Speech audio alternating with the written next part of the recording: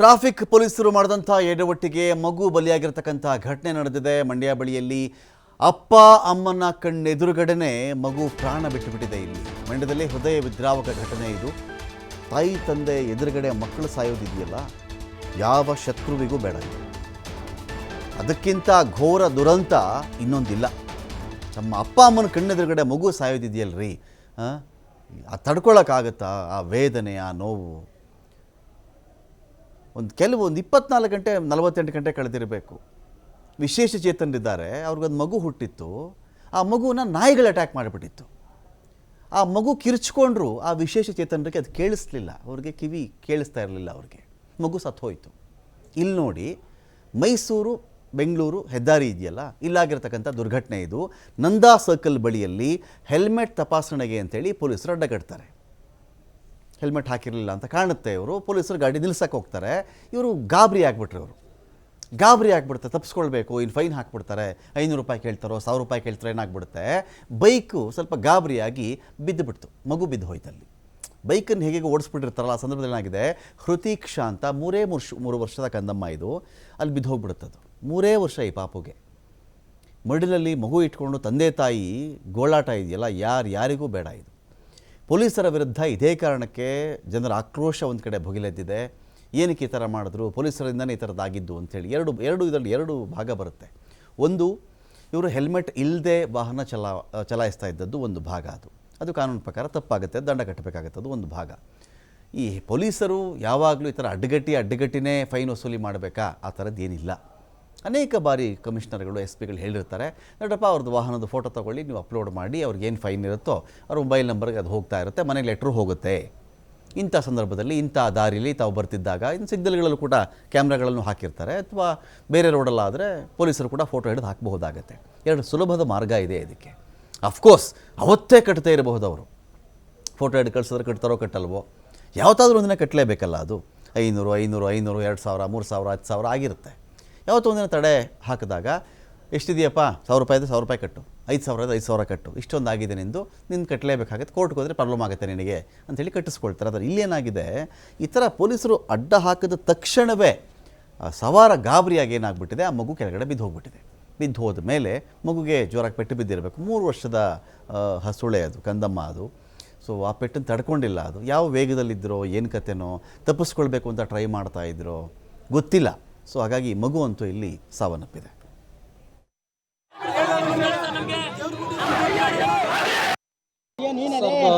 ಬೈಕಲ್ಲಿ ಪಾಪು ಕರ್ಕೊಂಡು ಬರ್ತಾ ಇದೆ ಮದ್ದೂರು ಹಾಸ್ಪಿಟ್ಲಿಂದ ಮಂಡ್ಯ ಹಾಸ್ಪಿಟ್ಲಿಗೆ.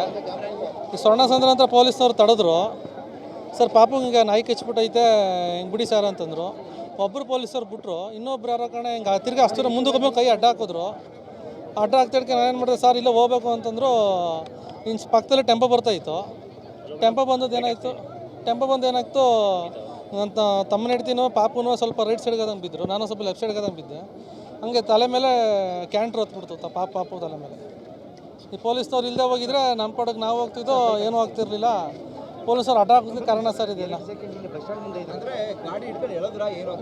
ಗಾಡಿ ಒಬ್ಬರು ಗಾಡಿನ ಟಚ್ ಮಾಡಿದ್ರು, ಇನ್ನೊಬ್ಬರು ಹೋಗಪ್ಪ ಪಾಪ ಅಂದ್ರೆ ಹೋಗಪ್ಪ ಅಂತಂದ್ರು. ಒಬ್ರು ಹಿಡ್ಕೊಂಡು ಹಿಂಗೆ ಟಚ್ ಮಾಡಿದ್ರು ಗಾಡಿನ. ಅವ್ರು ಯಾರು ಒಂದು ಸರಿ ನಮ್ಗೆ ನೋಡಿಲ್ಲ. ಅವ್ರು ಪೊಲೀಸರೇನು ಅಡ್ಡ ಹಾಕಿಲ್ಲ ಅಂದರೆ ಪಾಪುಗೆ ಏನೂ ಆಗ್ತಿರಲಿಲ್ಲ, ನಮಗೂ ಏನೂ ಆಗ್ತಿರಲಿಲ್ಲ. ಇಲ್ಲ, ಅಲ್ಲಿ ಹೊಡೆದ ಪಾಪುಗೆ ಆಕ್ಸಿಡೆಂಟ್ ಆಗೋದಕ್ಕೆ ಒಬ್ಬರು ಪೊಲೀಸ್ನವರು ಬಂದು ಸ್ವಲ್ಪ ಹೆಲ್ಪ್ ಮಾಡಿಲ್ಲ ಸರ್. ಪೊಲೀಸವರು ಆ ಕಡೆ ಹೋಗಪ್ಪ ಈ ಕಡೆ ಹೋಗಪ್ಪ, ಆ ಕಡೆ ಈ ಕಡೆ ಹೋಗಪ್ಪ ಆಯ್ತವ್ರು. ಇದೇನೇ ಸರ್ ಪೊಲೀಸ್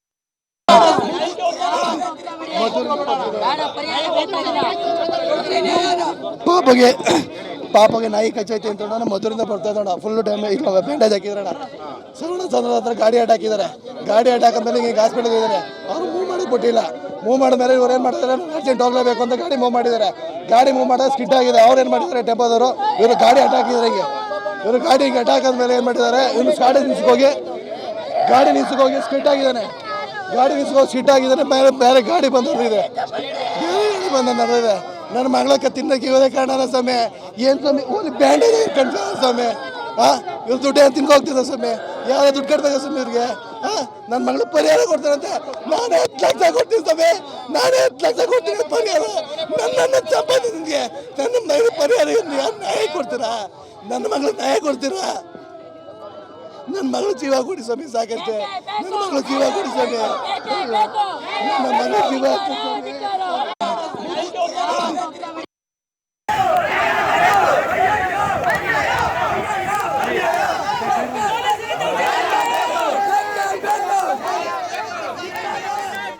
ತಿಳಿಸ್ಕೊಳಕ್ಕಿದೀಗ ಶಶಿಕುಮಾರ್ ಒಂದು ಕಡೆ ಟ್ರಾಫಿಕ್ ರೂಲ್ಸನ್ನು ವೈಲೇಟ್ ಮಾಡಿದ್ರು ಅನ್ನೋ ಕಾರಣಕ್ಕೆ ಗಾಡಿನ ಅಡ್ಡ ಹಾಕಿದ್ದಾರೆ. ಈ ಸಂದರ್ಭದಲ್ಲಿ ಗಲಿಬಿಲಿಗೊಂಡಂಥ ಬೈಕ್ನ ಚಾಲಕ ಮಗು ಬಿದ್ದು ಹೋಗೋಗೆ ಆಗಿದೆ. ಅಲ್ಲಿ ಮಗು ಬಿದ್ದ ಮೇಲೆ ಕ್ಯಾಂಟರ್ ಹರಿದು ಬಿಡ್ತು ಅಂತ ಹೇಳ್ತಾ ಇದ್ದಾರೆ. ಇದೀಗ ಏನಿದೆ ಕಂಡೀಷನ್, ಈಗ ಏನಿದೆ, ಏನು ಹೇಳ್ತಾ ಇದ್ದಾರೆ ಜನ ಅಲ್ಲಿ, ಇದಕ್ಕೆ ಟ್ರಾಫಿಕ್ ಪೊಲೀಸರು, ಸಂಚಾರ ಪೊಲೀಸರು ಏನು ಹೇಳ್ತಾ ಇದ್ದಾರೆ ಅಂತ? ರಮಕಾಂತ್, ಈ ಘಟನೆಗೆ ಕಾರಣರಾಗಿರ್ತಕ್ಕಂಥ ಏನು ಟ್ರಾಫಿಕ್ ಪೊಲೀಸರು ಇದ್ದಾರೆ ಅವ್ರನ್ನ ಸ್ಥಳಕ್ಕೆ ಕರೆಸಲೇಬೇಕು ಅಂತೇಳಿ ಈಗ ಪಟ್ಟು ಹಿಡಿದು ಮತ್ತೆ ಪ್ರತಿಭಟನೆಯನ್ನ ಆರಂಭ ಮಾಡಿರ್ತಕ್ಕಂಥದ್ದು. ಅಂದ್ರೆ ಮರಣೋತ್ತರ ಪರೀಕ್ಷೆಗೆ ಪೋಷಕರು ಮತ್ತೆ ಅವರ ಕುಟುಂಬಸ್ಥರು ಯಾರು ಕೂಡ ಒಪ್ತಿಲ್ಲ. ಹೀಗಾಗಿ ಸ್ಥಳಕ್ಕೆ ಅಂದ್ರೆ ಸಂಬಂಧಪಟ್ಟ ಯಾರು ಈ ತಪ್ಪಿತಸ್ಥ ಪೊಲೀಸರು ಯಾರಿದ್ದಾರೆ ಅವ್ರನ್ನ ಸ್ಥಳಕ್ಕೆ ಕರೆಸಲೇಬೇಕು, ಅವ್ರ ವಿರುದ್ಧ ಕಾನೂನು ಕ್ರಮ ಆಗ್ಲೇಬೇಕು ಅಂತ ಹೇಳಿ ಕೂಡ ಪಟ್ಟು ಹಿಡಿದಿರ್ತಕ್ಕಂಥದ್ದು. ಈಗ ವಿವಿಧ ಸಂಘಟನೆಗಳ ಮುಖಂಡರುಗಳು ಕೂಡ ಸ್ಥಳಕ್ಕೆ ಆಗಮಿಸಿರ್ತಕ್ಕಂಥದ್ದು. ಇನ್ನು ಮದ್ದೂರಿನಿಂದ ಅವರ ಕುಟುಂಬಸ್ಥರು, ಗ್ರಾಮಸ್ಥರು ಕೂಡ ಹೆಚ್ಚಿನ ಸಂಖ್ಯೆಯಲ್ಲಿ ಆಗಮಿಸ್ತಾ ಇರ್ತಕ್ಕಂಥದ್ದು. ಅವರೆಲ್ಲರೂ ಕೂಡ ಬಿಗಿ ಪಟ್ಟು ಹಿಡಿದಿರ್ತಕ್ಕಂಥದ್ದು ಒಂದೇ, ಏನು ತಪ್ಪಿತಸ್ಥ ಪೊಲೀಸ್ ಯಾರಿದ್ದಾರೆ ಅವ್ರನ್ನ ತಲೆದಂಡ ಹಾಕ್ಬೇಕು, ಜೊತೆಗೆ ಅವ್ರನ್ನ ಸ್ಥಳಕ್ಕೆ ಕರೆಸಲೇಬೇಕು, ಅವ್ರನ್ನ ನಮ್ಮ ಹೊಸು ಕೊಡ್ಬೇಕು ಅಂತ ಹೇಳಿ ಪಟ್ಟು ಹಿಡಿದಿರ್ತಕ್ಕಂಥದ್ದು. ಈ ಘಟನೆ ನಡೆದಿರ್ತಕ್ಕಂಥದ್ದು ಮಂಡ್ಯ ಹೊರವಲಯದಲ್ಲಿರ್ತಕ್ಕಂಥ ಸ್ವರ್ಣಸಂದ್ರದ ಏನು ಹಳೆ ಬೆಂಗಳೂರು ಮೈಸೂರು ಹೆದ್ದಾರಿ ಇದೆ, ಈ ಹೆದ್ದಾರಿ ಬದಿನಲ್ಲಿ ನಡೆದಿರ್ತಕ್ಕಂಥದ್ದು. ಎಂದಿನಂತೆ ಏನು ಟ್ರಾಫಿಕ್ ನಿಯಂತ್ರಣಕ್ಕೆ ಅಂತ ಹೇಳಿ ಒಂದು ಪೊಲೀಸರು ಕರ್ತವ್ಯ ನಿರ್ವಹಿಸ್ತಾ ಇರ್ತಾರೆ. ಅಂದ್ರೆ ಹೆಲ್ಮೆಟ್ ಕಾರ್ಯಾಚರಣೆ ಸಂದರ್ಭದಲ್ಲಿ ಹೆಲ್ಮೆಟ್ ನ ಹಾಕಿರ್ಲಿಲ್ಲ ಅಂತ ಹೇಳಿ ತನ್ನ ಹಿಡಿಯಕ್ಕೆ ಹೋದಂತಹ ಸಂದರ್ಭದಲ್ಲಿ ಈ ಒಂದು ಏನು ಅವಘಡ ಸಂಭವಿಸಿರ್ತಕ್ಕಂಥದ್ದು. ಅಂದ್ರೆ ತಕ್ಷಣ ಆತನ ಬೈಕ್ ಹ್ಯಾಂಡಲ್ ನ ಹಿಡಿದ್ರು ಅಂತೇಳಿ ಈಗ ಏನು ಮೃತ ಮಗುವಿನ ಕುಟುಂಬಸ್ಥರು ಆರೋಪವನ್ನ ಮಾಡ್ತಿರ್ತಾರೆ ಒಂದೆಡೆ. ಆದ್ರೆ ಮತ್ತೊಂದು ಕಡೆ ಏನು ಈ ರೀತಿಯ ಒಂದು ಪೊಲೀಸರು ಇದೇ ಒಂದು ದಂಧೆಯನ್ನ ಮಾಡ್ಕೊಂಡಿದ್ದಾರೆ, ಅವ್ರ ವಿರುದ್ಧ ಶಿಸ್ತು ಕ್ರಮ ಆಗ್ಬೇಕು, ಏನು ಜನರಿಂದ ವಸೂಲಿ ಮಾಡುವಂತ ಕೆಲಸವನ್ನ ನಿಲ್ಲಿಸಬೇಕು ಅನ್ನೋ ಒಂದು ಆಗ್ರಹ ಕೂಡ ಕೇಳಿ ಬರ್ತಾ ಇರ್ತಕ್ಕಂಥದ್ದು. ಇದಕ್ಕೆ ಸ್ಥಳಕ್ಕೆ ಡಿಸಿ ಅವರು ಮತ್ತೆ ಜಿಲ್ಲಾ ಮಂತ್ರಿಗಳು, ಸಂಬಂಧಪಟ್ಟ ಹಿರಿಯ ಅಧಿಕಾರಿಗಳು ಸ್ಥಳಕ್ಕೆ ಆಗಮಿಸಬೇಕು, ಈ ತಪ್ಪಿತಸ್ಥ ಅಧಿಕಾರಿಗಳ ವಿರುದ್ಧವಾಗಿ ಕ್ರಮವನ್ನ ಕೈಗೊಳ್ಳಬೇಕು ಅಂತೇಳಿ ಬಿಗಿ ಪಟ್ಟು ಹಿಡಿದಿರ್ತಕ್ಕಂಥದ್ದು. ಅಂದ್ರೆ ಆರಂಭದಲ್ಲಿ ಏನು ಎಎಸ್ಪಿ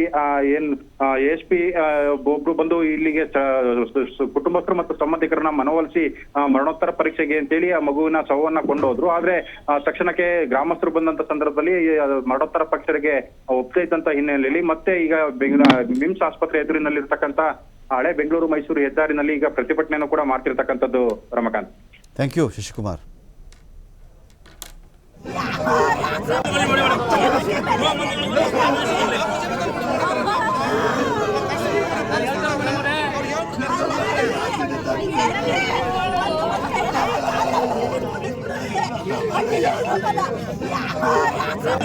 ನಾವಿಲ್ಲಿ ಗಮನಿಸಬೇಕಾಗತ್ತೆ ಯಾವಾಗಲೂ, ಒಂದು ವೇಳೆ ಪೊಲೀಸರು ಆ ಥರ ತಡೆದ್ರು ಅಂತ ಅಂದ್ಕೊಳ್ಳಿ, ಗಾಡಿ ನಿಲ್ಲಿಸುವುದು ಒಳ್ಳೆಯದು. ಇದರಲ್ಲಿ ಎರಡು ಭಾಗ ಇದೆ, ಯಾವಾಗಲೂ ಎರಡು ಭಾಗ ಇರುತ್ತೆ. ನೀವು ಟ್ರಾಫಿಕ್ ಪೊಲೀಸರನ್ನು ಕೇಳಿದ್ರೆ ಅವರೇ ಒಂದು ವಿಷಯವನ್ನು ಹೇಳ್ತಾ ಬರ್ತಾರೆ. ಒಂದು ಕೇಸ್ ಬಗ್ಗೆ 100 ಕೇಸ್ ಬಗ್ಗೆ ಅವರು ಮಾತಾಡ್ತಾರೆ. ಜನಗಳ ಪಾಯಿಂಟ್ ಆಫ್ ವ್ಯೂಯಿಂದ ಬಂದಾಗ ಅವರು 100 ಕೇಸನ್ನು ಹೇಳ್ತಾ ಇರ್ತಾರೆ. ಆ ಥರ ಒಂದು ವೇಳೆ ನಿಲ್ಲಿಸಿದ್ರಾ, ಗಾಡಿ ನಿಲ್ಲಿಸ್ಬಿಡಿ. ನೀವು ಮ್ಯಾಕ್ಸಿಮಮ್ ನಿಮ್ಮ ಜೀವನದಲ್ಲಿ 500 ರೂಪಾಯಿ ಕಟ್ಟಬೇಕಾಗತ್ತಾ? ನೀವು 500 ರೂಪಾಯಿ ಕಟ್ಟಬಹುದಾ? 1000 ರೂಪಾಯಿ ಕಟ್ಟಬಹುದಾ? ಕಟ್ಟಿಬಿಡಿ. ಇದು ಒಂದು. ಎರಡನೇದು, ಆದಷ್ಟು ಸಂಚಾರಿ ನಿಯಮಗಳನ್ನು ನಾವು ಫಾಲೋ ಮಾಡೋಣ.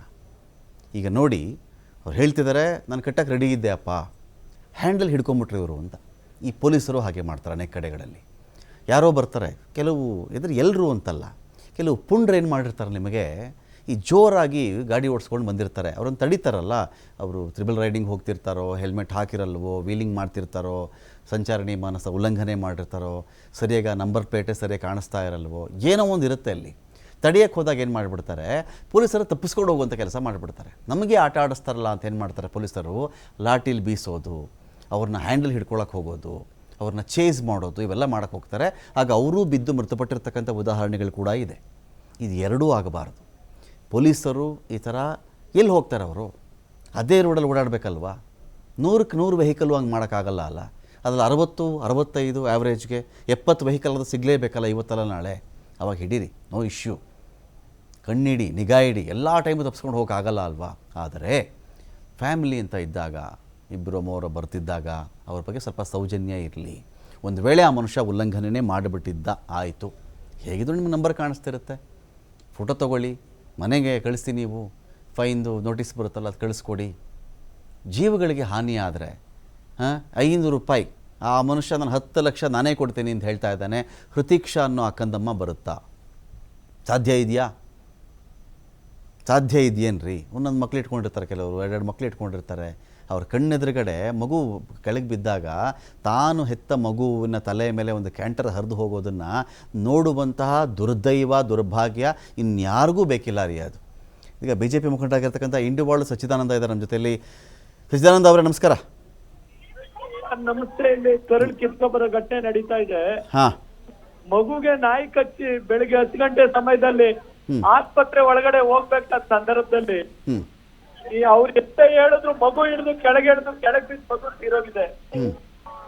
ಎಷ್ಟು ದೌರ್ಜನ್ಯ ಅಂದ್ರೆ 4 ಗಂಟೆಯಿಂದನೂ ಇಲ್ಲಿ ಯಾರು ಬಂದು ಹೇಳೋರಿಲ್ಲ, ಕೇಳೋರಿಲ್ಲ. ಜಿಲ್ಲಾಡಳಿತ ಆಗ್ಲಿ, ಜಿಲ್ಲಾಧಿಕಾರಿ ಆಗ್ಲಿ, ಎಸ್ಪಿ ಅಲ್ಲ ಟ್ರಾಫಿಕ್ ಪೊಲೀಸ್ ಇದು ಯಾರಿಂದ ಆಗಿರೋದು ಅಂತ ಇದು ಟ್ರಾಫಿಕ್ ಪೊಲೀಸರ ಹ್ಯಾಂಡಲ್ ಹಿಡ್ಕೊಂಡ್ರು ಅಂತಾರೆ. ನನಗೆ ಎಸ್ಪಿ ದೂರವಾಣಿ ಮಾಡಿ ಅದನ್ನ ಸಸ್ಪೆಂಡ್ ಮಾಡಿದೀವಿ ಅಂತ ಹೇಳುವಂತ ಕೆಲಸ ಮಾಡ್ತಾರೆ. ನಿಜಕ್ಕೂ ಕೂಡ ಇದು ಹೃದಯಕ ಘಟನೆ. ಇದು ನೀರ್ ಬರ್ತಾ ಇದೆ ಸರ್. ಅಲ್ಲ ಏನೋ ಹ್ಯಾಂಡಲ್ ಹಿಡ್ಕೊಂಡ್ಬಿಟ್ರಂತೆ, ನಿಜಾನ ಅದು? ಗಾಡಿ ನಿಲ್ಲಿಸ್ತಿಲ್ಲ ಅಂತೇನು ಹ್ಯಾಂಡಲ್ ಏನೋ ಹಿಡ್ಕೊಂಡ್ಬಿಟ್ರು, ಅವಾಗ ಅದು ಆಯಾ ತಪ್ಪಿತು ಅಂತ. ಕೈ ಹಿಡಿದು ಕೆಳಗೆ ಬೀಳ್ತಿರೋದು ಸರ್. ಮಗು ಕೈ ಹಿಡಿದ್ರ? ಹೌದು. ಅಲ್ಲ ಮಗು ಏನು ಮುಂದೆ ಕೂತಿತ್ತ? ಅದು ಮಧ್ಯದಲ್ಲಿ ಇತ್ತ? ಅಪ್ಪ ಅಮ್ಮನ ಮಧ್ಯದಲ್ಲಿ ಇತ್ತ? ಮುಂದೆ ಕೂತಿತ್ತ ಅದು ಟ್ಯಾಂಕ್ ಮೇಲೆ? ಹಲೋ, ಮಗು ಮುಂದೆ ಕೂತಿತ್ತ ಅಪ್ಪ ಅಮ್ಮನ ಮಧ್ಯದಲ್ಲಿ ಇತ್ತ ಅಂತ? ಸರ್ ನಾವಿಲ್ಲಿ ಪ್ರತಿಭಟನೆ ಸ್ಥಳದಲ್ಲಿ ಇದ್ದೀವಿ. ಹಾಂ, ಓಕೆ, ಥ್ಯಾಂಕ್ ಯು ಸತ್ಯಾನಂದ ಅವರೇ ಮಾತಾಡೋದಕ್ಕಾಗಿ. ಮಗುನೇ ಕೈ ಹಿಡಿದು ಎಳೆದು ಬಿಟ್ರು ಅಂತ ಹೇಳ್ತಾ ಇದ್ದಾರೆ, ಬೀಳಿಸಿದ್ರು ಅಂತ ಹೇಳ್ತಾ ಇದ್ದಾರೆ, ಯಾರು ಬಂದಿಲ್ಲ ಅಂತಾರೆ. ಯಾರು ಈ ಘಟನೆ ಕಾರಣ ಆಗಿದ್ನೋ ಆ ವ್ಯಕ್ತಿಯನ್ನು ಅಮಾನತು ಮಾಡಿದ್ದೀವಿ ಅಂತೇಳಿ ಅಲ್ಲಿನ ಪೊಲೀಸ್ ಅಧಿಕಾರಿಗಳು ಕೂಡ ಒಂದು ಕಡೆ ಮಾತಾಡ್ತಾ ಇದ್ದಾರೆ ಅಂತ ಕೇಳ್ಪಟ್ಟಿದ್ದೀವಿ. ಹಾಗಾಗಿ ಇಲ್ಲಿ ಈ ಥರದ ಘಟನೆಗಳಾಗೋದು ಬೇಡ ಎರಡೂ ಕಡೆಯಿಂದನೂ ಕೂಡ. ಒಂದು, ಸಂಚಾರಿ ನಿಯಮವನ್ನು ಉಲ್ಲಂಘನೆ ಮಾಡೋದು ಬೇಡ, ಪಾಯಿಂಟ್ ನಂಬರ್ 1. ಇನ್ನೊಂದು, ಪೊಲೀಸರು ನಿಮಗೆ ಯಾರನ್ನು ಹಿಡಿದು ಎಳೆದು ಅದಕ್ಕೆಲ್ಲ ಅಧಿಕಾರ ಇಲ್ಲ, ಯಾರೂ ಕೊಟ್ಟಿಲ್ಲ. ಗಾಡಿ ನಿಲ್ಲಿಸ್ತೀನಿ ನೀವು, ಅದಕ್ಕೆ ಅಧಿಕಾರ ಇದೆ ನಿಮಗೆ. ನಿಲ್ಲಿಸುವ ವಿಧಾನವನ್ನು ಬದಲಾಯಿಸ್ಕೊಳ್ಳಿ. ಅಕಸ್ಮಾತ್ ನಿಲ್ಲಿಸ್ಲಿಲ್ವಾ, ಫೋಟೋ ತೊಗೊಳ್ಳಿ, ನೋಟಿಸ್ ಕಳಿಸಿ, ನೆಕ್ಸ್ಟ್ ಆ ಗಾಡಿ ಮೇಲೆ ಒಂದು ಕಣ್ಣಿಟ್ಟಿರಿ. ಏನು ನಿಮಗೆ 1000 ಸಿಗ್ನಲ್ ಸಿಗುತ್ತಪ್ಪ, 1000 ಸಿಗ್ನಲ್ಗಳಿರ್ತವೆ, ಎಲ್ಲ ಕಡೆ ಕ್ಯಾಮ್ರಾ ನೀವೇ ಹಾಕಿರ್ತೀರಿ. ನೆಕ್ಸ್ಟ್ ಒಂದು ಅಲರ್ಟ್ ಆಗಿ, ಇಂತಿಂಥ ಗಾಡಿ ತುಂಬ ಅಂದರೆ ಒಂಥರ ಹೆಬಿಚುಯಲ್ ಅಫೆಂಡರ್ಸ್ ಇರ್ತಾರೆ, ಪದೇ ಪದೇ ಸಂಚಾರಿ ನಿಯಮ ಉಲ್ಲಂಘನೆ ಮಾಡ್ತಕ್ಕಂಥವ್ರು. ಅವ್ರ ಲಿಸ್ಟೇ ನಿಮ್ಮ ಬಳಿಲಿ ಇರುತ್ತೆ. ಸೊ ಈ ಥರ ದುಡುಕೋದು ಬೇಡ, ಯಾವುದೋ ಜೀವಗಳು ಬಲಿಯಾಗೋದು ಬೇಡ ಅಂತ ಅಷ್ಟೇ.